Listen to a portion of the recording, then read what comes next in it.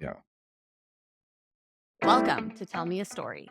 I'm Adina Samuels, and I'm inviting anyone and everyone to share their stories with me. Let's see what we get. Kori Moncur, welcome to Tell Me a Story. Thanks so much for joining me today. Thanks for having me. I'm very excited to hear what you've brought to the table. So, before we get started, just introduce yourself. So I am Corey. I am originally from the Bahamas, born, partially raised, but mostly lived here in Canada. I worked in the film production business sort of thing. I think it's a bit of part of my story, so I'll share a little bit of that. But basically, everything cameras and making, movies, commercials, documentaries, all that kind of stuff. So Very yeah, cool. Amazing. You probably have a lot of thoughts about my setup right now. you're making it work, right? They say the best camera you got is the one in your pockets. Exactly. Okay, well, the only requirement for coming on the podcast is to bring a story. So what do you got for me, Corey? So I am going to tell you the story of how I became an Orthodox Jew. Dun um, dun dun, dun. dun, yeah. Yeah. So I guess that's probably the thing about me that a lot of people, I always get the looks when I'm like on the subway with my kippah on or whatever. People are like, Black, Orthodox Jew, where are you from? Are you Ethiopian? Everyone thinks I'm Ethiopian. Like, I'm not Ethiopian. you know. But yeah, so I was born in the Bahamas, like I said before, which is like almost entirely Anglican, couple Catholics, that sort of thing. So I grew up very Christian. And luckily my mother is somebody who is very understanding and loves me. Because I was always that kid that was asking questions, why this, why that, not just about religion, but about everything. But I was never really sort of discouraged from asking questions. So I think that's sort of like the baseline. 'Cause, the number one question people always ask is like, well, how's your family? Because some people lose their families when they change religion, you know, Yeah, or whatever the case is. And mine is not like that. So just to skip a little bit, it's still a that's good. happy ending. Thank God. um, but, um, but, I think for me, what was interesting is that I sort of always believed in God, Hmm. but always had issues with religion, right? And I think that's not uncommon. I think. What did believing in God look like to you? Well, as a kid, I mean, I was trying to be a good kid, so I mean, it was, you know, going to church and trying to do the good thing, you know, from that perspective, trying to honestly believe in Christianity. That was like the thing I was trying to do really a lot. I mean, obviously I researched and did a lot of different things growing up. I mean, so just to go back a little bit, born Anglican, my stepdad raised me. And when my brother was born, when I was about 5 years old, so since he was a Catholic, we got rebaptized Catholic. And so I got baptized Catholic. So my mother was Anglican, so that's why I was Anglican when my mother got remarried, and then when my brother was born, since my dad was Catholic, he wanted us to be both Catholic, and so we both got baptized. When my brother got baptized, I got rebaptized. I see. I see. Which is, I'm going to tell you a conversion story. In Christianity, it's completely different, right? And this is actually a big part of, I think, my journey, right? So Christianity, you just got to believe, Mm. right? Or in the case of babies being baptized, you don't even you just have to your parents have to believe enough to put you and dunk you in this water, and then that's that, Yeah. right? Sometimes, different denominations, they have like commitment of faith later when you're older and able to understand, but that's it, right? Mhm. It's not a thing that you have to fight to become a part of. It's just like you are, right? Mm. And the idea behind um uh like just having faith and then that is it. There isn't anything really else that you have to do. Um, I think it's very appealing and I Yeah. don't want to take that away from anybody. But for me, I just wanted more. I'm the one who always wanted to know how things work, you Okay. know. Uh, and I would just ask why, like in those old, children's movies, why? Like Yeah, you that's were the that thing. obnoxious Oh kid. yeah. And, so for me, I grew up, like I said, Catholic, and I was beautiful buildings and like, you know, they're like this very old tradition. And so it very much is inviting, but it was one of those things where I just didn't understand why we were doing some of the things we were doing, why this one and not that one, why somebody who'd never heard of, let's say, Jesus in India is now going to, not go to heaven or not Mm. purgatory or whatever the idea was, Mm. that I was told. And what kind of answers did you get to some of those Well, and questions? I think that's where we run into our first problem, which is, generally speaking, especially among the Catholic tradition, questioning it traditionally has not been looked at as a good thing, Mm. right? When you're a kid, there's some indulgence, of course, right? Especially now that we live in this like multicultural society. But there were times where like that was considered heresy, right? Like back hundreds of years, like, you don't question the Mm. church in any way.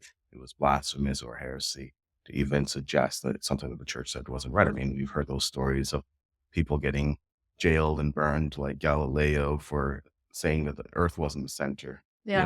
of the universe and all that kind of stuff. And so there was some very, you know, it was some very, uh, it's a very strong tradition of not questioning, just believe, just have faith, right? And that's ultimately the answer you tend to get. People will indulge you to a point, and then you'll realize they'll just stop. They'll be like, no, just have, you just have to believe, and that wasn't good enough for me. I think the other cool thing is I've also always had a lot of interaction with like people, like I said, are less common than most people have these experiences. Like I went to school on a native reserve for like 6 years. Mm. Um, On a native on a reserve? native reserve, like, Where? so near Casino Rama and the Jickaning Reserve. Wow. Yeah. How did you end up there? My mother was a teacher and my dad worked at the casino, was a casino exec there. He wasn't an exec then, but, Yeah. working his way up then. And, yeah, so that allowed normally non-native kids can't really go to school on the native reserve, but that's, Right. And what ages were you there? so I was like for me, I think it was grade 3, grade 7, but I skipped grade 6, so it was Wow. 5 years or And what something. was that like? Like, Well, it was interesting. I mean, so kind of tying in. So there were a few Christians, mm, right? But generally, there wasn't really much religion, or it was like that indigenous sort of um, um, spirituality. spirituality, I Yeah. guess, or cultural religion. Yeah. Elders and elder knowledge and things like that, and storytelling. So I was around people that were completely different than me, and I think that's sort of a theme. Always having been um, able to experience, a wide breadth of people. I think if I had always been in sort of a homogenous place, maybe if we never left the Bahamas, I may have become less religious, but I don't know if I would have gone so far as to become another religion, right? So I think Mm. there's a huge part of, being able to experience the world from other people's perspectives that makes you, you know, uh, understand maybe that there are other options out there. Yeah, and again, kind of being visibly not like everybody else, you know? Yeah, yeah. There was one, well, two other, and not including my brother. They were both brothers themselves that were black, but they were black native. They lived on the reserve there. That was it. We were like one of very few Christians there. We were the only visibly black people there. Yeah. We were also pretty much the only non-natives there. I think there was one other girl I remember in one of my classes, like grade 5 or something like that, that wasn't native. Were people accepting of you? Um, kids are a fun bunch, Kids right? are terrible. Most of the time, yes. Okay. Um, but yeah, teasing and different things. There was definitely some racism that happened every now and then. But generally speaking, it was just kids and how our kids take things. And in your mind, this was just regular life, you I mean, know? that's what I knew. That's all. Yeah. I mean, when you're a kid, and this is like, the internet was just starting out here, so it's not like I'm online seeing every other. Well, we're talking about mid-90s, Yeah. right? When we started going to school there, Yeah. and left there at 2001 or something like that. So, yeah, This is just the world. this was just the world, Yeah. right? I think we just had MSN Messenger by the time I left, right? So my entire sort of understanding was this world, right? I guess going back a bit to the main story is being around people and understanding that there are other people live their lives differently, that there are other ways that people think about these same things always led me to questions. And you sort of, oftentimes with religion, and Judaism isn't really different in this regard. You are sort of taught in a bubble, right? And you know, a lot of things are taken for granted, like that you're not going to have questions about certain things, or that you're not going to see something that's going to question this, that you're sort of going to be instilled with your faith before the world creeps up on you, right? Yeah. Yeah. Um, so, um, so for me, one of the other really cool things that led me down this path was when I got to high school. I went to high school in Brampton. Okay.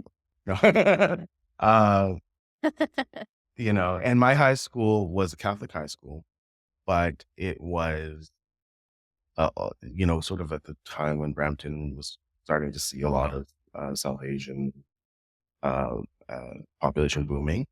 And half my high school was like Hindu and Sikh and Muslim, and AKA not Catholic. And I don't know all the politics and the history, but I think this was like around the time, it was the early 2000s when the school started getting full public funding or something like that. So I think that's why, because it used to be before that if you weren't Catholic, you'd have to show your baptismal certificate to get into Catholic school. Really? Yeah. So half my school was not Catholic. Right. And that meant that not only did I have to experience that, but the school had to sort of accommodate that fact, right? It was a sort of a weird situation where it wasn't like they couldn't really force Catholicism down on everybody because I guess of how the funding and all the politics worked and all that stuff. And so um, normally you'd have to take a religion class every year for high school, and you still did, but they opened it up in the upper years. So grade 11, 12, you could do philosophy. And then there was like a world religions class. And so it was kind of like, still your Catholic teacher was teaching these classes, but it was a little more open to kind of teach you about, other faiths and stuff like that, and to be accommodating for kids who were definitely not becoming Catholic, or, Right. they were Hindu or But why whatever. were they attending Catholic school in the first place? Well, I think like a lot of people think that, the public system is not necessarily the best place for their kids, especially if you're coming from like a more conservative country. And so you just assume the Catholic school's gonna be better. I don't know if that's Mm, true. mm. Maybe it was at one point. I see. I see. But Okay. yeah, I think, yeah, I think a lot of people just thought that it was better for their kids. So I had two interesting professors that taught me things that led me onto my journey. Not professors, I guess teachers, high school. So grade 11, I had this teacher we called Mr. W. He was a Polish teacher. I actually do not know how to say his name, but nobody else could. It was Wojnarowicz. But yeah, everyone called him Mr. W. And he uh, was really, so he taught philosophy, and he was really like one of those like teachers, I think that stick with you. Like they put the extra mile in. Yeah. And he had this sort of crazy idea, because it is crazy, that we would only be able to appreciate Plato's Republic in Greek. Oh no. So he taught us how to read and write Greek. What? And like when I say read and write, I mean just the alphabet, the Yeah. alphabet sounded out, that sort of thing. Not like we were going through grammar. Right. And we weren't really reading it in Greek, but like he would sometimes pull a word and be able to Right. say, this is that, this breaks down in English. That's why we call it this. Because translations are. Or etymologies. Yeah. Yeah. Yeah. Exactly. So philosophia, philosophy, the love of wisdom, right? So things like Okay. that. Okay. So he would do things like that. And so that will become important in a second, the fact that I can read and write Greek. Okay. Um, Okay. I like the build up. and then we had another teacher, Mr. Scott, I believe is his name, about world religions. And he was probably the first teacher that sort of really entertained a lot of my questions, Oh. right? So I don't know if I really can pull a specific thing from his class that was like, oh, it's this thing that he taught me. But I think it was just allowing me to really get comfortable questioning everything, and getting into the nitty gritty. And, especially among the Abrahamic faiths, right? Where, you know, well, the Muslims say that it was Ishmael, not Isaac, or, Yeah. or the Christians say that the Messiah comes twice. And, that's why this didn't, follow like, and I would ask all the questions and be Mhm. like, this doesn't make sense. This doesn't make sense. Um, I think, yeah, finding the people who can kind of tolerate your questions is rare because I'm imagining this teacher probably has a classroom of like 30 kids, yeah. and he just needs to kind of get through the syllabus, and then there's this pestering kid Yeah. who has all these questions, which again, like I'm curious. I don't think a lot of high school students have like a lot of critical thinking skills or that just innate curiosity to really know. Like I feel like Um, I just wanted to get an A. I think, we have a tendency to presume because kids maybe don't have the life experience and to make decisions we would make as an adult. But they're actually, at least from my perspective, and I hope you would say the same thing about yourself. We ask what for us at that time was profound questions, and Yeah. we're curious. And the problem, I think, with the quote unquote system is that we do try to fit people in a box, right? We do like, well, we just need to pass the test. Mhm. And so, oh, you're wasting too much time asking all these questions. That's not in the curriculum. We need you to just do this thing. And we push people into these lanes, and that curiosity eventually goes away. Mhm. Instead of asking all the questions, we worry about passing the test, and then we worry about getting into the right school, and then we worry about getting the right job, and then paying the bills, and So why you weren't know. you like that? But I think that's where people like Mr. Scott come in, right? Where you have the ability to, yes, he kept us on track. We still had the right tests and all that stuff, but like a lot of our classroom discussions were just free for all and just really as long as you were engaging with the class, he was fine to essentially talk about anything, right? So you had these teachers who encouraged you to question and taught you Greek. Yes. So going back to the Greek, I found that a lot of times my questions led me down these weird sort of like very particular anal type of things, right? Which I think probably makes me fit in Judaism pretty Yeah, I well. think so. But I would Like always, what, for example? so okay, like the big one that everyone always talks about, at least on the Jewish side, is the idea of the Virgin Mary, Mhm. right? Uh, Um, and again, not trying to offend any of the Christians watching this, right? But that's a big sort of thing in terms of building up the sort of idea of this figure of Jesus. And I was always asking questions, well, like, why doesn't it say that in the Old Testament, right? And they would point me to this thing in Isaiah or whatnot, and I'd be like, and I was just never, it just didn't make sense because it was like always the wording was out of place. It's just something that didn't sit right.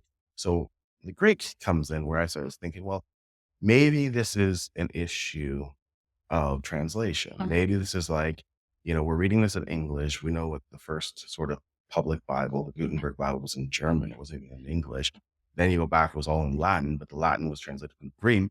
Greek was translated from Hebrew and Aramaic, Yeah, right? gets And not even lost. just Hebrew and Aramaic, some of it was Proto Hebrew and Aramaic, right? Like Right. very old stuff. And so I was like, maybe I need to go back to the sources, right? And because I remember How reading old were you? Like, 15. this is weird. This is weird for a Yeah, I 15-year-old, think right? 15, yeah, because I graduated in 16, so yeah, grade 11. You graduated high school when you were 16. Yeah. That's also weird. Well, right, I said I skipped grade 6, right? So I was a year younger than it. Just adding to Yeah. this. Um, so That's amazing. yeah, 16 turning 17 when I went to, yeah, Okay. end of September. So Wow. yeah, Okay. I started looking into this and like, the Greek definitely is a little more Christian oriented because, the whole Roman Empire, which mostly spoke Greek, actually, contrary to Latin, Oh, the lingua franca, whatever it means every day was Greek. So it's still very Christian focused, right? I mean, even the word uh, Christian or Christ comes from the Greek Christos, right? It just means Mashiach, but that's the word in Greek. okay. Yeah. Okay. And Good to Mashiach know. is the Hebrew for Messiah. Right, Yeah. For those. right. And so, um, so I wasn't fully satisfied, but it was definitely one of those things where I started to see, okay, hold on, some things all line up, right? So in the original Hebrew for that specific thing, like, the idea of the Messiah be born of a virgin is not there, Mm, right? The word that's used is alma, which means young woman, or mm, right. It's sometimes incorrectly translated as young maiden, which is not just virgin maiden, but mm, it's young, mm. right? And And the word for virgin is bitule or bitula, Right. right? And that is used very specifically because there are laws about, um, if, virginity was considered something that was very sacred. And so restitution that would be paid to a father or something like that if their daughter was kidnapped and, and whatnot. Yeah. Or willingly Yeah. as well too, and what that looked like, if marriage was on the table or wasn't on the table, as we said. So there were very specific things Right. about, The words came up in other yeah, places. and we know from Jewish tradition, like everything is very particular, everything's meticulous. So if one word is used instead of another, there's always a reason. And then when you get into this idea of uh, Shoresh or the roots of in Hebrew, right? That you have a word that's related to seemingly unrelated words because of these letters and stuff like that. So there's a lot of really interesting things. And then there's also this really interesting thing that I always go back to when I'm talking to people is that I like to think that the Torah has a checksum. I don't know what checksum is, but A it's basically checksum. so checksum is essentially like an algorithm of numbers Okay. that you can tell, like in computers or something like that, if a file has been altered because it won't equal up to the same number anymore, right? Okay. Well, in Hebrew, um, there's no numbers. It's just every letter is a number. So therefore, you can literally like add up the Torah and add up passages and know if those passages have been changed if they don't add up to the same thing because the letters were changed, right? Alman, which they don't have the I don't same numbers. understand. Again. So in Hebrew, aleph is one, Yeah. like the letter, let's say A equals one, B Yeah. equals two, so on and so forth, right? So if I spell a word, Yeah. each one of those letters can also be substituted for a number, and then that word has a value, Right. right? And so if somebody changes that word, right, The value the changes. value changes. And so I know checksum, I know that the sum does not add up now, so I can check to see if something's been changed from the original. I just wasn't satisfied when I would run into these sort of things where basically, I would say, well, this word doesn't say this in the Greek or it doesn't say this in the Hebrew Oh, because I also did teach myself how to read and write Hebrew. I'm Just for not this, really surprised at this just for point, this. Corey. Yeah. What about like, were you doing well in math class? You know what I mean? Like, how did you have I time for everything? was, yeah, I was all geared up for pre-med actually. So all my classes other than the few electives like classes like that were all math and sciences. So I actually was pretty good in math, but often, I would go deeper or go further in certain things. If I was bored, just curious or whatnot. And so that's what led me to Yeah, this. that makes you really unique, I think. Like, I know I'm not calling anyone dumb around here, but like, I don't think most high school students would care that much. Maybe, I don't know, because nowadays you got kids inventing apps that are like changing the world, so you never know. That's true. That's Like, true. There, yeah, being reductive again. no. uh, I don't know. I definitely like to think that I'm special, but I also try to level set and be like, I'm not that special as well. I think that keeps you I think humble. Judaism, I think this is a Jewish thing. There's two sentences that I like to think of together. One is that like the world was created for you or something like that. Mm, And the other is that we are but dust and ashes. So it's like both. yeah, Is that good? yeah, yeah. Well, even like, 'cause I mean, often rabbis always give a drasha, a sermon on these things, like when God promised Abraham that his descendants would be like the dust of the earth, right? But also like the stars in the sky, right? So there's like this high and low Mhm, concept, right? For sure. mhm. Um, Right, yes, back to the story. Back to the story. yes. So yeah, that was one, the idea of like the virgin birth, that was one thing, right? But some of the other things that always didn't really sit well with me is like, there's an idea in Christianity of absolution, right? So this idea that um, you can be forgiven of your sins no matter what the sin is. Um, and pretty much just by confessing and believing. Right now, of course, modern day, you know, there are denominations that believe a lot in works and this idea of charity, and you do have to do physical works. I don't want to like dismiss it completely, but but there is this sort of very high sort of theological concept that, you believe in Jesus and you confess your sins, and that's it. You could have been a murderer, a rapist, whatever you name the horrible type of figure. That's it. Mhm. Right. And that just didn't seem right to me. It doesn't seem right to me. I feel like everyone should have a chance to improve themselves, to be better. But like, I always just think like, it's just such a nice idea that just seems completely ridiculous to me. Do you think is that because you were worried that maybe people were sinning with the intention or with the idea that they would be absolved no matter what they did? I don't think I was so much worried about other people sinning and stuff like that. I was just trying to understand what it all means and how it all works, right? Mm. Like, I'm trying to understand the ins and outs of the system, and like, it just doesn't make sense that you could do something so abhorrent and just say, "I'm sorry and I believe, and I won't do it again," and that just sort of forgives it all. Mhm. Like, it just that doesn't compute. I mean, Mhm. people aren't like that, Right. right? And like Yeah. You needed more of like a sensical. well, the idea, I think with religion in general is we're all trying to explain why we're here, right? Why this? Why all of this? Why the trouble that we go through for 80 plus years on this earth? What's it for? Yeah. Right? And we all want it to matter. And I find it completely unsatisfying that one person could spend their entire life doing the right thing, right? Whatever that is in your culture, right? Whether it's charity or just being an upstanding good citizen, the other person could be doing the most heinous things, both on their lying bed, say, I believe, and then they, more Like it feels unjust to it you? feels unjust, or it feels like, well, then what was the point of all of this life? Like, it's hard to try to be on the right way, to walk a good path, Mhm. to be honest all the time, to do, all that kind of stuff. So, like, I'm not saying, by the way, this only in Christianity. I mean, even in Judaism, right? Yeah. The idea of Baal Teshuva, somebody who's been eating pork all their life, but not that that's the biggest sin, but like whatever, and all, is that really the problem, or who hasn't been keeping Shabbat or hasn't been whatever, you know, is, versus somebody who's been in, yeshiva all their life and is like, Right. so Not to they're say that one's a better person than the other. right, exactly. So I'm not saying that this doesn't, dichotomy doesn't exist, but like as a whole, as a student as a whole, I was sort of It had was this unsatisfying. unsatisfying, and it went beyond that too, because I mean, like, you know,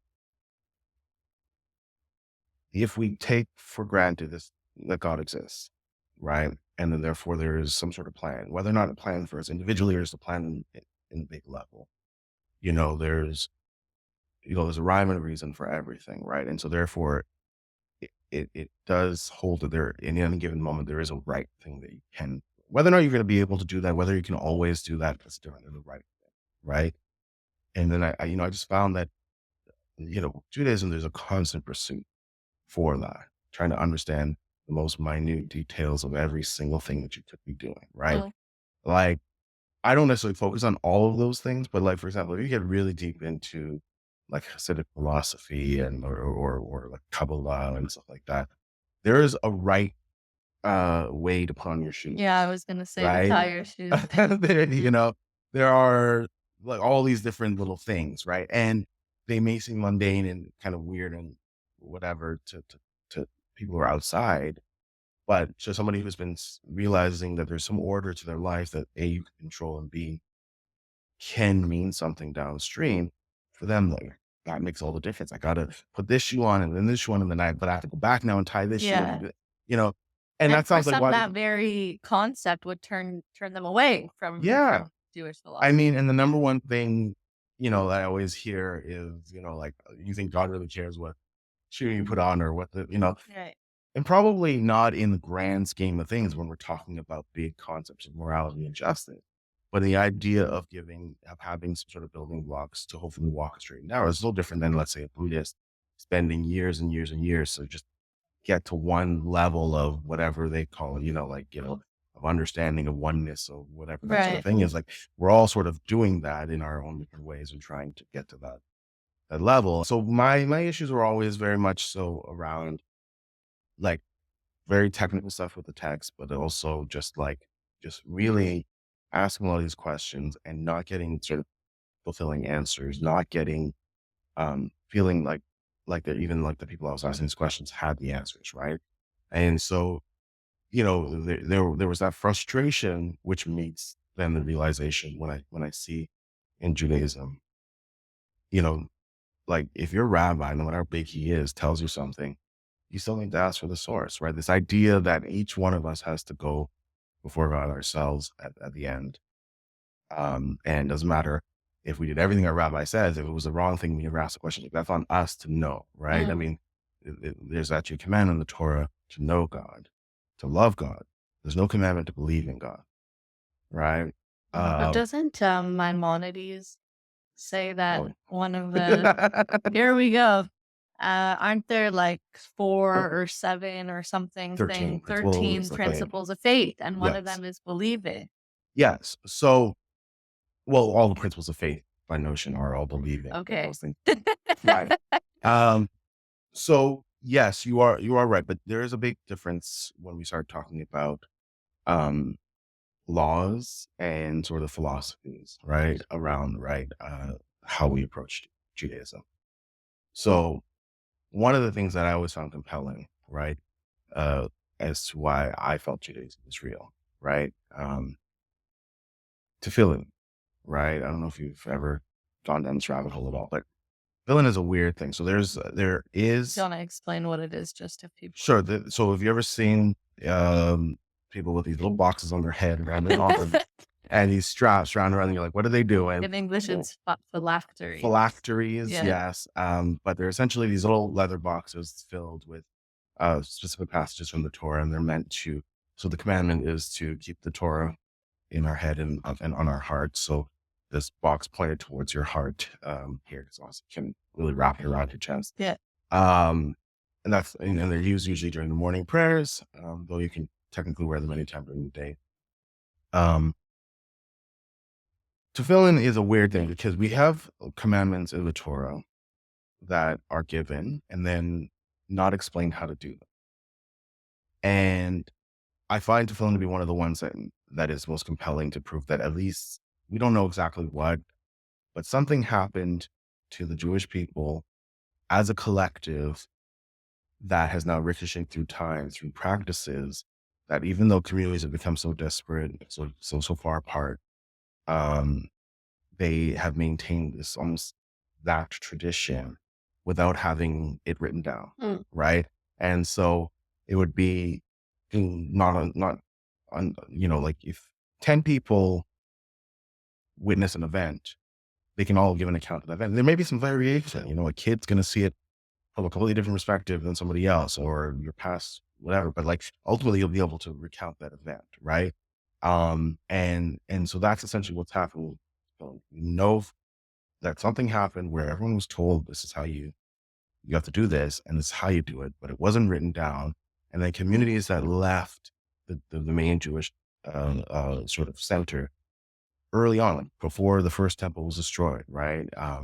Like thousands of years ago in Yemen, in Egypt, in different parts of the world, they're doing this thing essentially identically, Oh. and nobody has an instruction book except for what their ancestors heard.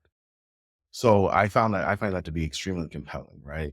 And so what does it all mean, right? Well, for me, I'm a lot more satisfied by this notion that if I believe God is real and I believe that He's revealed Himself, and there are these little pieces of evidence that somewhere down the line we've experienced God, and this is something that He told us. Mm. I'm a lot more satisfied doing that with more certainty than sort of the good feeling stuff that comes later, like in Christianity, where it's just like, God is love, and I'm not thinking God isn't, but like this idea that the rules don't matter, right? Because at the end of the day, I do like to think, so again, all this world is for something. I don't know what it's for. Jews tend to focus on life and not death Mhm. so much. So we don't know what happens after when it's all done. But I'd like to think that, we're not ants in an ant farm. So there is a reason, there's something we're being either prepared for or we're going to be able to accomplish at some level because of all these things. And so I find it compelling to follow those rules because they make sense within themselves, right? And that was one of the sort of the big thing I found. Like I never really found a lot of issues with the Old Testament. I found that while there are some things that are wild compared to how we live our lives today, in its context, it essentially makes sense, Right, right? And right. it follows a consistent sort of understanding of both the world and of human nature and what God expects of us. Whereas within Christianity, within the New Testament, there are it is very much a patchwork of ideas from the Old Testament mixed with what is said to be revelation in the New Testament that don't always add up, right? Mhm. I understand why it can be extremely comforting, but I'd much rather follow the boring rules and know that there is, in my opinion, a larger seed of truth to that than, what we think and what we hope, you know, Yeah. things will turn out to be like. And that's, and again, I don't want to disrespect anybody else, but that was the challenge that I had, right? So now one of the common things is people don't realize that you can actually become Jewish, right? And it's funny, I hear that now, and for me, now I understand how it all works, but I always thought like it was just purely an ethnicity, like can become Jewish any more than I could become Chinese. How old were you at this point where you're thinking maybe this is something you wanna be more involved in? So probably about first year university, I'm starting to have these thoughts. Uh, I had a friend who actually sort of converted me and him and this other friend in our floor in residence who was a Mormon or a Latter-day Saint, would have these crazy long debates, comedy, till like 3, 4 in the Oh, I morning. can just Yeah, imagine. I see the and montage. yeah. By the way, that would be an amazing superpower, right? In montage your life. Whoa. Ah, I lose weight so fast. All the hard parts would just be a Rocky montage and the movie one. Exactly. Good. Happily ever I after. know, right?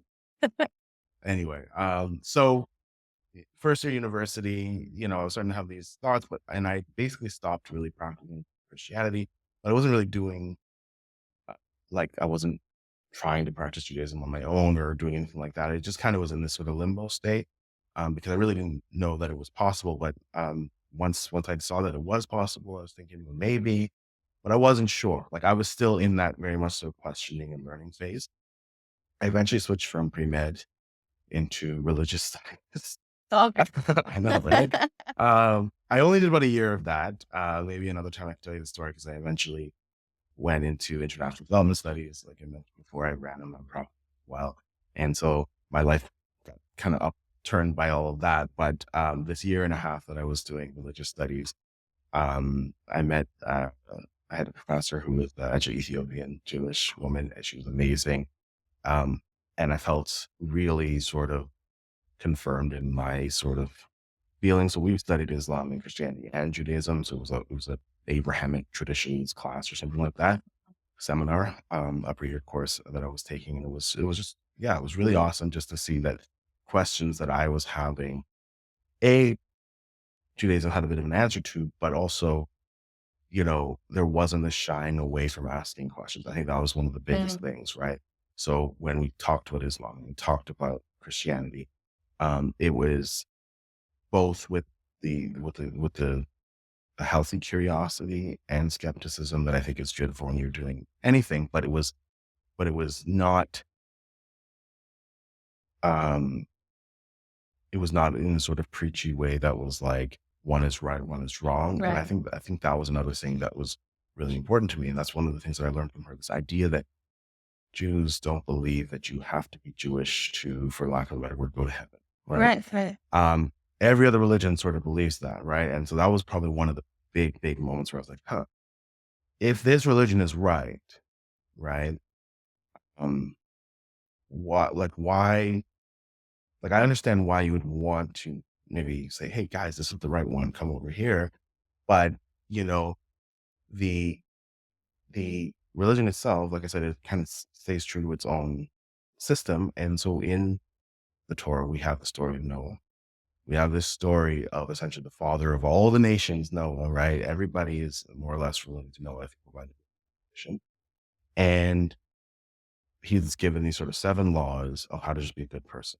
Mhm. And the understanding in the Jewish tradition is anybody who follows those laws, which by the way, most people do by default. Right. because they're very simple things. They're It's like, like, don't kill. don't kill, don't steal. Yeah. There's, Something about a leg of it. don't, What is that one? so don't tear the flesh of a living animal, Yeah. which is essentially understood essentially to not torture animals or not eat from an animal while alive. Um, Very few people do that, right? One of the big ones, have courts of justice, Mhm, right? mhm. So every country, if you're an upstanding citizen in pretty much any country you live in, chances are Yeah, you're you're following following the all of laws. these, right? Don't have false gods, but it doesn't say you have to believe in the Hebrew God, right?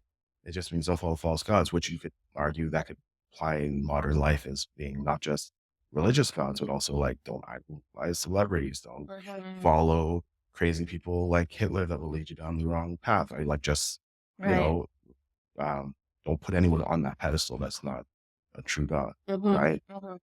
mhm. And so that makes a lot more sense to me because Judaism didn't turn around and say, "Oh, well, yes, I know it says that, but you have to be Jewish or we're going to kill you." Right. you know, so there was no Jewish version of the Crusades or Jihad or various other religious traditions that have conquered and fought each other. Right. I'm not saying there hasn't been any religious wars, but it's definitely not been a wars of conversion, wars of Yeah, our gods. proselytizing or No anything like that. proselytizing. And I thought that's a level of understanding and commitment to tradition, um, where, 'cause, people always say like, if your ideas are so blah, blah, blah, they should stand up to Mm. scrutiny or whatever. Like, I feel like that's the kind of standing up to scrutiny, like Right, you're not trying totally. to prove that. And you're fine that other people believe and worship and do other things in different ways, and it doesn't sort of have an effect on you or what you believe is going to happen to other people, right? And so I think that's amazing. There's Mm. no you're going to go to hell because you didn't come to synagogue, Right, you didn't right? You're like going the to come to again. yeah, as a non-Jew especially, right? Yeah. And so that was a big thing for me, and so I really kind of fell out of any sort of following Christianity, but I kind of kept uh, that in the back of my brain, where I was like, that kind of the only thing now that makes sense, but I didn't know if I was actually going to take those steps, Yeah. right? So I guess I'm jumping. If there's any questions about philosophy and how I got there, but I was definitely jumping right now to like actually how it actually happened. Yeah, yeah. So I didn't start actually seriously trying to do it till the pandemic. Oh, Um, that's recent. yeah. Yeah. Um, I'd say about a year and a half, 2 years prior, I was sort of like secretly doing my own sort of thing, but I wasn't going to synagogue, but I was definitely consuming lots of like uh classes online, like, rabbis do these classes called Mhm. shiurim, so where they talk about different Jewish ideas and stuff like that, whether it's from the Torah or it's, a bigger concept. But anyway, I would be consuming tons of that, reading Rambam, reading, but I wasn't keeping kosher, I wasn't keeping Shabbat, I wasn't doing any of that kind of stuff, but I was kind of just doing my own Yeah. Jewish adjacent thing. Yeah. And Interesting. And did people know about it in your life? Did you feel like you no, were what's funny? So our mutual friend Antonio, um, he possibly had a bigger effect than he knows. Because we used to debate all the time. There was him, we had another friend, and myself who were kind of like I was not a religious, but not actively being religious, and definitely very skeptical. And then he was, of course, Jewish, and then our other friend was pretty devout Christian. And so we got together a couple of times, and was have all these deep conversations. And I remember cue the one, montage? cue the montage. And this one time I was at, um, at Antonio's place, and I forget exactly the wording or what the context was, but um, you know, he he said something that I already knew, but it was something to the effect of like, um, you know, science can't explain everything or something like that. And again, I never had an issue with the idea of God, so it wasn't this profound thing, but it was just one of those things where it's like, I think I had fallen because I had fallen out of Christianity, I'd fallen into a sort of very secular life. And I wasn't really, I was working in market. I was like, you know, doing the nonprofit stuff, but I was very much in sort of like a jaded worldview at the time. And he wasn't trying to tell me to convert or anything. I don't even think he thought I was going to convert. But he said that, and it's just, sometimes the right message at the right time just has a thing. And I just really thought, I know that. and yet I'm living my life in a sort of different, not like I was a bad person, but I'm just like not, Yeah. you know, I'm this person that spent all this time learning and doing all this stuff and then not to do anything with it doesn't make sense, Mhm. right?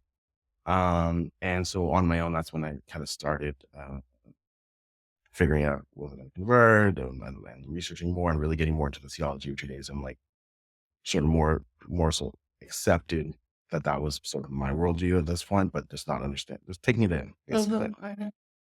And I didn't tell him for like a year and a half or 2 years, actually because of the whole not proselytizing thing. I didn't want him to think that That he he had done. proselytized me or anything like that. So I didn't tell him at all. And it Wow. wasn't until like I actually started meeting with a rabbi that I was like, by the way, so um, So were you so sure of yourself for this decision? Like was it lonely? Were you nervous? Were you, you know? so I think when it became real, like there was obviously some nerves and it felt more intense because, especially if you really believe, there is no going back, right? Even if one day I started going to church again, Yeah. right? By every Jewish law, I'm Jewish Stay and there's no Jewish going back, till the end of right? time. Till the end of time. So, No um, pressure. no pressure, right? So anyway, I started actually going to a conservative school originally, and on the advice of my friend from that first year university. So I met with the rabbi that he had worked with. Um, and this rabbi was considered conservative because again, I had been consuming a lot of Sephardic rabbis, and stuff like that. So there isn't this idea of conservative and Mhm. Orthodox and Reform. So for again, people who don't know, Orthodox, funny enough, is not the oldest tradition, but it is the tradition that tries to keep all the laws, if you Mhm. will. Conservative is somewhere in between, and Reform is a lot more liberal, like changing. And there are some fundamental differences in belief and how Torah fits into that, but that's essentially, you know, it's like strict, middle, and least strict kind Yeah. of thing. Just to keep it simple. And so I started going in the middle with somebody that when they say conservadox, this was a rabbi that sort of definitely fit into my ideas. They were probably a bit more orthodox than conservative, but it was a great sort of place to start. And I told him right up at the front, I'm like, I've been thinking about Orthodox, but you can highly recommend it. So let's just start this. And I started this class for conversion with conservative bit in, or basically it's a rabbinical court that sort of oversees your conversion process and then decides if you're in or not. Yeah. Yeah. Right. And I started Terrible. learning with him. I know. And going to shul or synagogue. And again, were you feeling like really motivated at this point? Very much so. Yeah. And of course, conservatives still drive on Shabbat, so it was even easier, right? I was driving to shul every Shabbat.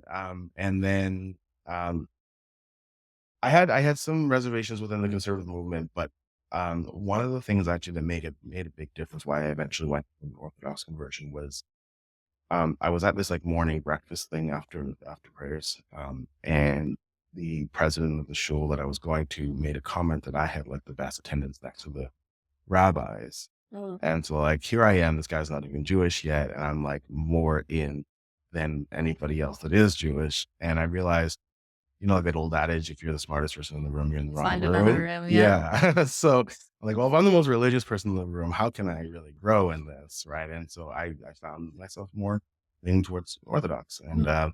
Antonio had actually mentioned um the village shul on Eglinton, and he had been there a few times, and so I was like, oh, let me check that out. And I had a friend that I actually used to be his supervisor 10 years ago, who had offered to have me for Shabbat sometimes, and then he is the one who took me to the village shul first time, and I was off to the races from there.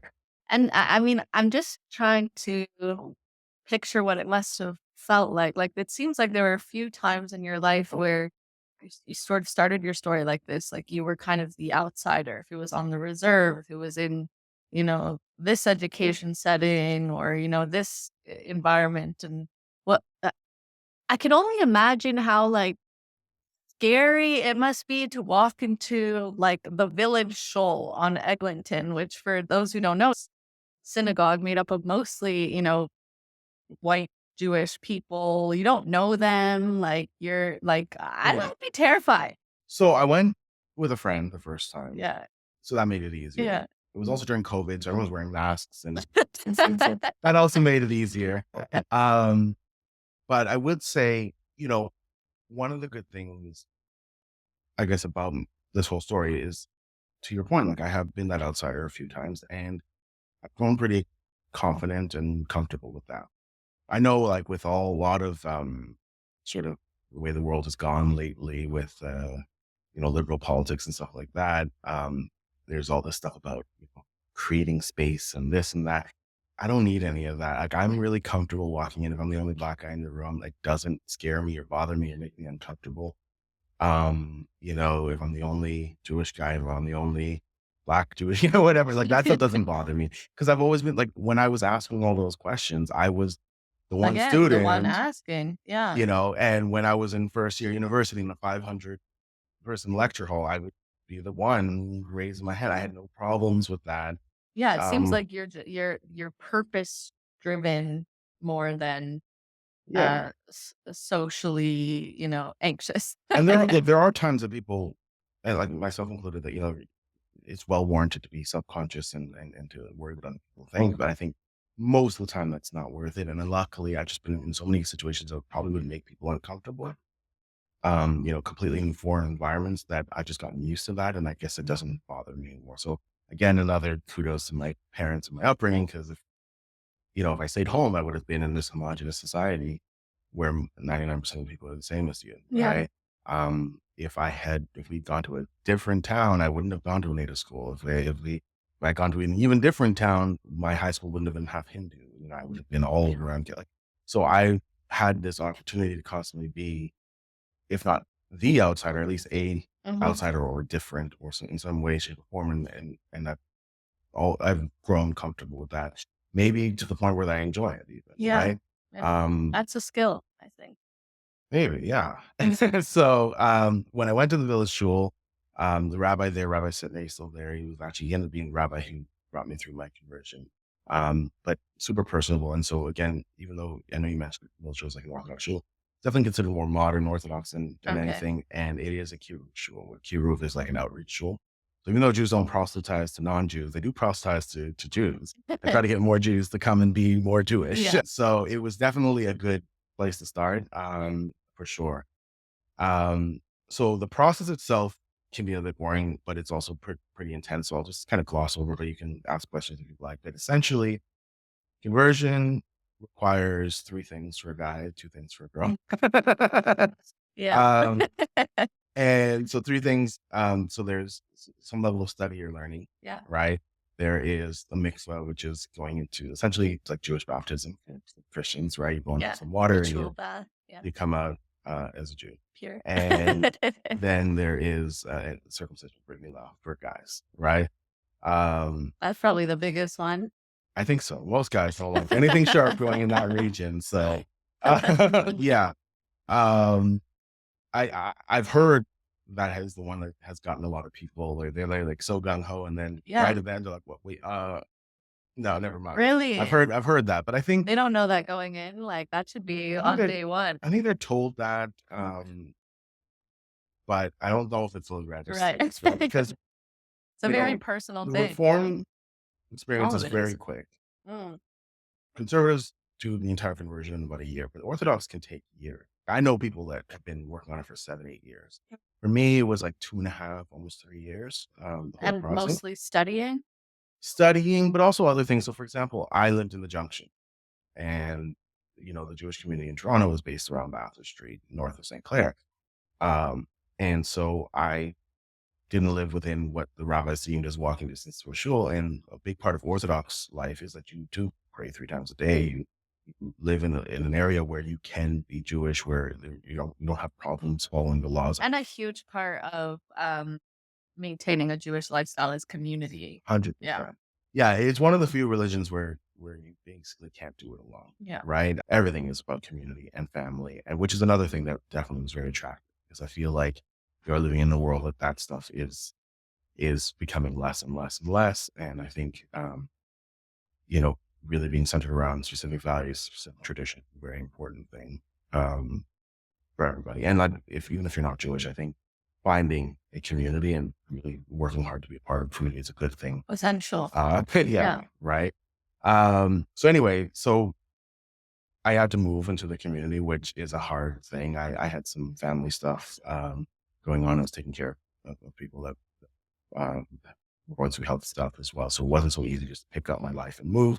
I hadn't moved in almost 10 years, which if anybody's not from Toronto, the rent here is very expensive. If you don't move every year, it's very hard to keep up like Definitely. with the rent because it like my rent now for I share an apartment, I roommate, but like is like double. Wow. My half of the rent is double than what the whole rent was in Oh, my old place. shame. So that's a huge thing. Yeah. Um, Another big part about the Orthodox conversion is about living a Jewish life so that like from day one, once you come into the mikveh, you're ready to be full participating member of the community and all the obligations that come with that. And so, there's a lot of different things. I mean, say my biggest challenge continues to be actually work, right? I think you mentioned a little while ago, I was telling you, like, work has obviously been up and down. And, I work in the film industry, television film for a long time, shooting music video, shooting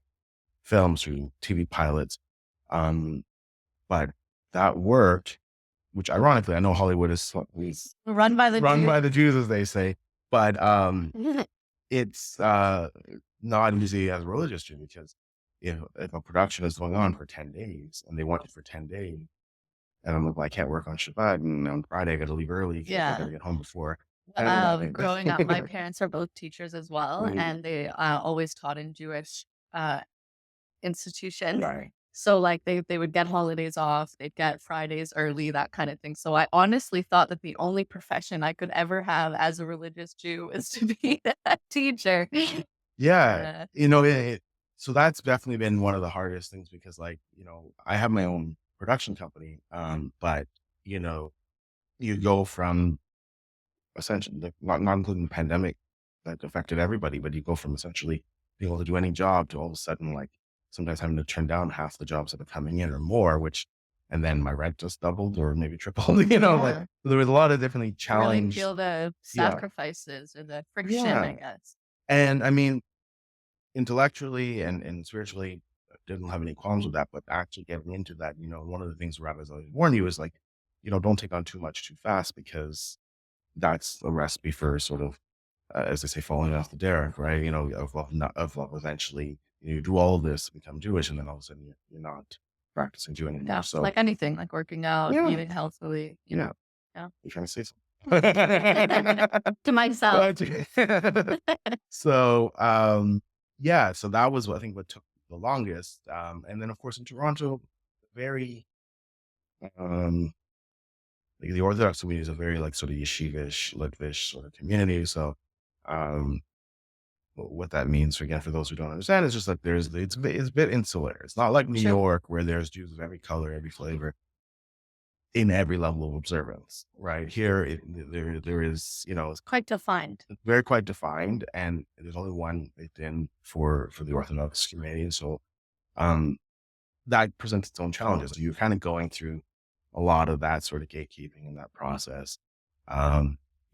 But yeah, and the learning is intense. Like I wrote the test was like 40 something pages, like 700 questions, all short answers. No multiple choice. No multiple choice. There's a Ah. couple fill in the blanks.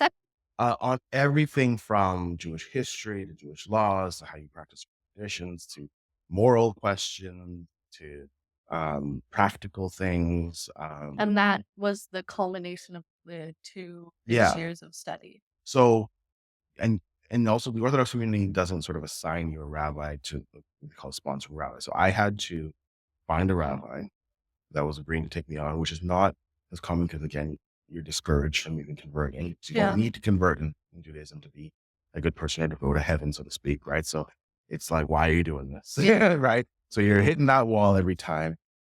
I did find a rabbi, not Rabbi Sidney, who actually became a rabbi, another rabbi, who then, like, just as I was getting into the door, got a job in Seattle. I was the head of a Jewish school. And so lost my rabbi. I had to find another rabbi. You're learning like I'd learned Hebrew before, but not as in to speak it, more to research it. So now I'm learning how to actually speak and learning how to pray, learning how to do all these different things, and also trying to find meaning as I go along the way. But this it's really sounds like a calling. Like, it doesn't seem like there was another option for you. And that's it, right?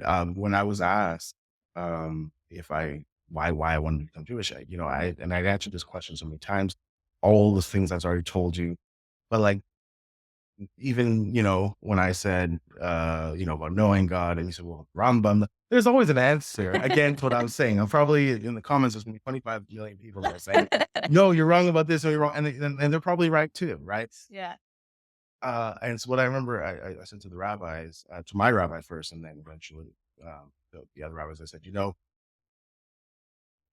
so Judaism goes through the mother, right? And so there have been cases throughout history where people to hide, during a pogrom or during some sort of thing. They took on a Christian name or took on something. And sometimes that lineage is broken, right? And so I said to the rabbis, I said, I've been answering this question so many times. I'm like, if you found out tomorrow, right, that whatever reason your great grandmother you thought was Jewish all this time wasn't. And so now you are not Jewish by Jewish law. Found this out tomorrow. Would you convert? And they said, well, yeah, of course. I said, that is the exact feeling I had. Right. What did they say to that? And they said, okay. Yeah. And that was it. Like there was pretty much no other debate. And I think because at the end of the day, you just have to know that this is what you want to do. Like, you Yeah. have to have that automatic, like this is just the natural thing. And your family during this period, they must have been so confused. So, yeah, I told my mom like maybe a year into, like when it was starting to get real, when I was actually starting to go through the process, I told her, because I'm not going to hide it or anything. I just, like I said, to the point I wasn't sure if I was going to go through the process. So I just was waiting until I was sure, because it changes a lot of things. And that's probably one of the other challenges. So now, of course, holidays are different. Uh, our family traditions are changing. I was basically the main cook in the family. So at least just still good food. I still cook it myself. Yeah, you always tell me how you're kosher turkey. Yeah. So, but it does change a lot of things. Me and my mom would go on our Mother Sundays every now and then, I'd show her all this food that she'd never seen. And now it's like there's 8 restaurants that I can go to in this whole city. Now that's, It's an adjustment, not just for you. Yeah. Everyone around you as well. So that was definitely a challenge. And there's been our little moments and stuff like that, because there's also, we say this a lot of times, but I don't think people really understand the challenges, because we say like Christianity, Islam, and Judaism, we're all children of Abraham. We're all people of the same God, but the theology around it is completely right. And because of that, the culture around it is different, right? Like my mom has said a couple times, like, you think God's going to punish you if you miss one Shabbat? And I'm like, it's not about It's like, not that. like it's very difficult to fully explain why I got to light by 4:31. Because it does seem like insane. It does seem insane. Absolutely. And very particular and all that stuff. Yeah. And definitely we've had fights when I've maybe used the wrong wording than I should have. And I'm not trying to be insulting, but like obviously there's a religion she has, and again, especially from that Christian perspective, the idea that I'm now choosing a different religion can feel like I'm rejecting her. So that's definitely been a challenge. I think we're generally in a good place. There's never been like, oh, I'm going to disown you, or over my dead body. There's none of that kind of stuff, right? It's always just been like a big breath, okay, and it was sort of figuring it out. I mean, right now the biggest challenge my mom has is like, she wants to have these experiences with her grandkids eventually that I had with my grandmother, going away with grandma again or whatever. And she's like, well, they can't eat it in my kitchen. They can't eat it. I'm like, we will solve all of these problems. That is not an issue. Yeah. And I don't know if she fully believes that yet, but I think she will as she sees how life unfolds, right? You have to be quite brave to do what you did, I think. So the final step. You're like moving right along. Yeah. Talking about bravery. I did have to do that thing for guys. Yeah. which was, But you were, like, put under, right? no, No. You have to be awake for it? yeah. What? Mhm. Why? That's just cruel. Well, it's done like a local anesthesia, Okay. right? Where so I guess from that it's I remember when I got my wisdom teeth pulled, it was all local. I wasn't done for that. Right. And it felt like a cartoon where she was like had her foot up on the thing and was yanking my wisdom teeth out. I was like, Oh. oh my gosh. You know. But yeah, it's well And there's a couple does this point in the process come at the very end? Like, is it, like, the final yes. They don't really want you to do that ahead of time because they don't want any regrets and that sort of thing. So oh, it is a very final thing. Um So I'd already written the test. I basically was ready to go. It was just like, okay, you have to do this. And originally, I had friends who've done it in hospital instead. I did it with the Moyle. mm, There's only a couple in Toronto that do it for adults because it's a lot more involved with adults so than babies, mhm. right? But yeah. So when you say brave, you know, it's funny. My Uh, rabbi, he drove me to and from that appointment. Um, and it's also kind of weird because just like with babies, you do need to have at least three. You have to have a beit din witnesses. there to witness it, That is weird. specifically because it's being done for the sake of a mitzvah, for the sake of a commandment, right?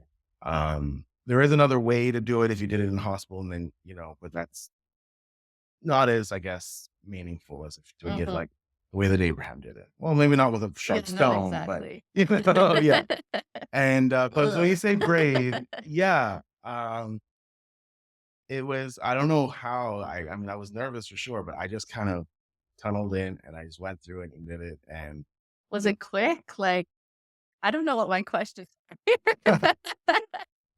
yeah, so the whole you're there for maybe a total of maybe 45 minutes to an hour, but Okay. the actual thing is like 2 seconds, Right. boom. Most of the time is preparing, you know, it's very much like setting up a surgical station and all Yeah. that. You And know, are there, like, prayers that you're d are there is there a specific ritual that so the moil, the rabbi who does it, yeah. says a specific blessing, just like you might say on coffee, whatever. So there's Yeah. a blessing specifically for the mitzvah of milah, right, of circumcision. And they do ask you questions because, of course, it's one of those weird things. Again, when you get into Jewish law, there's so much. I mean, it's like studying Supreme Court documents, right? Yeah, Like it's very absolutely. intense. And so there's this issue, or what's known in Hebrew as a suffix, doubt of like, can I actually do the mitzvah when I'm not commanded because I'm not a Jew yet? Mhm. Can the rabbi make the blessing once, right? Like, so it's this weird sort of thing, right? But Yeah. and it's mostly solved by the fact that I think the most quoted or the most repeated mitzvah in the Torah is to love and welcome the convert. Um, it's not the most; it's the second most. It's one of Mm. those. I think it's said almost as much, or if not more than Hmm. right.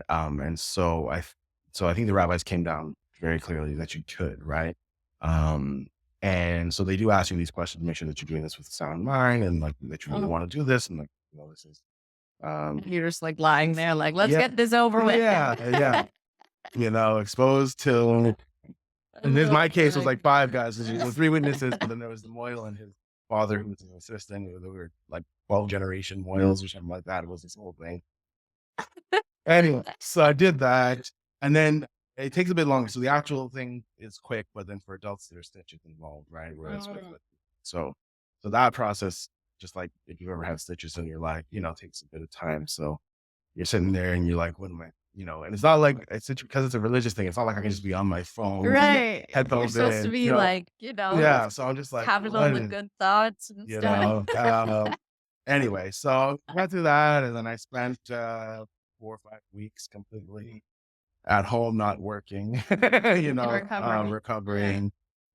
It wasn't as bad as people say, you know, in terms of like the actual recovery, but it's definitely takes some time before things are comfortable. Yeah. So you're not wanting to put on jeans and go on errands. You're just like, let me just sit Yeah. there and watch Study some Netflix. Torah.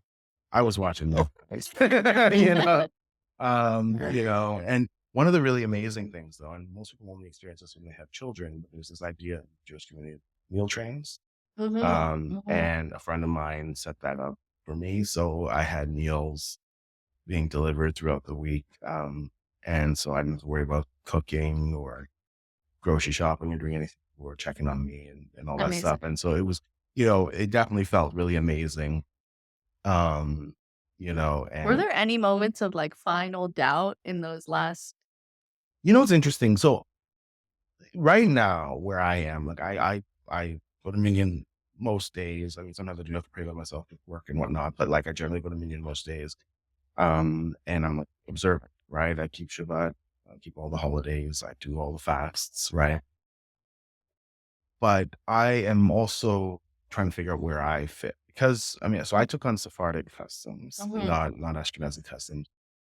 Minor differences, to be honest, like in the grand scheme of things. But I found that Sephardic culture was a bit more closer, my own culture that I'm familiar with. Love it, and all the rabbis I was learning from, or listening to their classes online tended to be Sephardic. There were some others, but Right. most tended to be Sephardi Sephardic. being, like, deriving from North Africa and Well, Sepharad means Spain, Spain. but Edot and Mizrach, so like the Eastern Intermediate Middle Eastern for sure. Right, Uh, compared to Ashkenaz, which is more Eastern Europe, like, deriving from Eastern Eastern Europe. Central Europe, Yeah. yeah. So um, the community here isn't.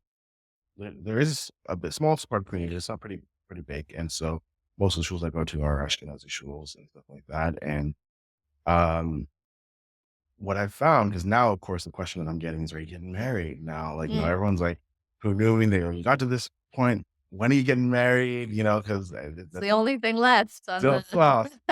And when are you having Yeah, exactly. kids? When you having grandkids? That's what it's gonna become all about.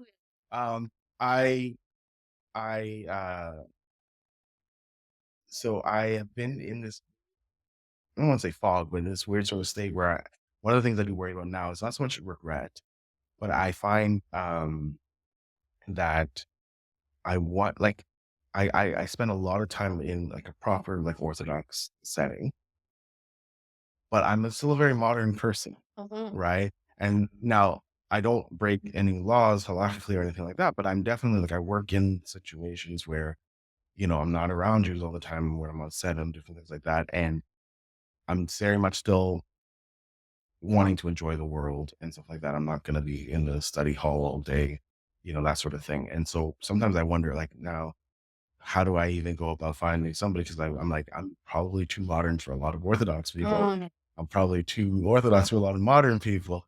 What do I do now? now, Yeah. now I'm the different guy, but in a completely different But I reason. think that's a yeah, that's a very, like, Jewish struggle. Like, a Yeah. lot of people, grapple with that, And myself. I've been told, by the way, that everyone feels that. Even people who are Yeah. wearing black and white all the time, they still feel that, right? Yeah. I mean, I've got friends that are totally yeshivish and they go to the movies. I got other people who don't have a TV in their Mhm. house. And I'm like, how is that possible, Mhm. right? Mhm. Or they're still using a flip phone because they don't want internet on the phone because, Yeah.